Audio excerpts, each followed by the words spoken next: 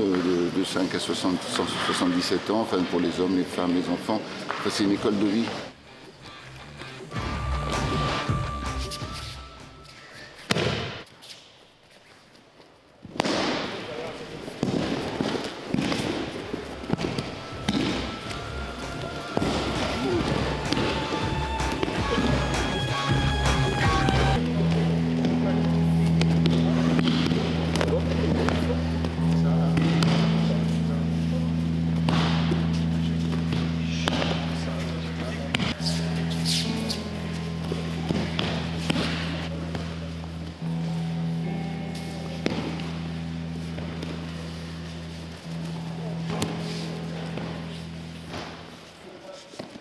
L'avantage principal de l'aïkido, c'est que ça ne demande aucune capacité physique particulière. Donc ça ne demande pas de force, ça ne demande pas de souplesse, pas besoin d'avoir fait d'autres sports avant, c'est accessible à tout le monde. Je pense qu'on s'adapte aux partenaires, mais que ce soit une femme ou un homme, l'avenir de l'aïkido, c'est la parité.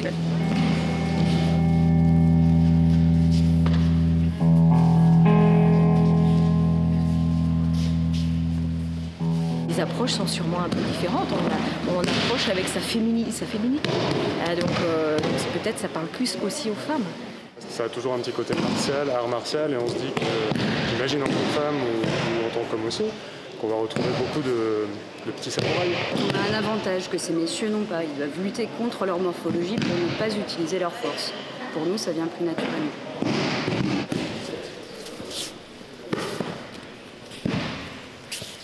C'est peut-être pas assez connu, enfin il n'y a pas assez de modèles, on va dire, d'enseignantes.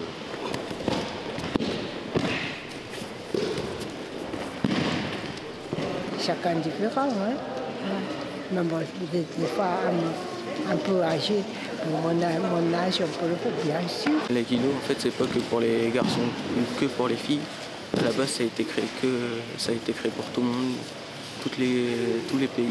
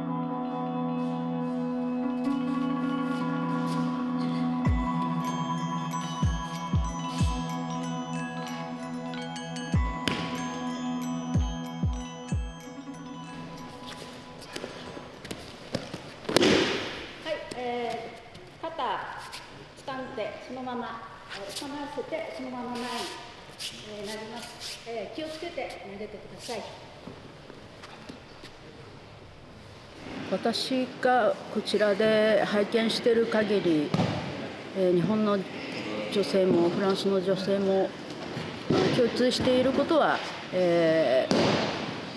動きがやはり美しくて、合気道のその王先生がおっしゃられた、秘書丸同士がおっしゃられた円天の理というんですかね、そういう美しさがやはり女性の方が現れてるんではないかと思います。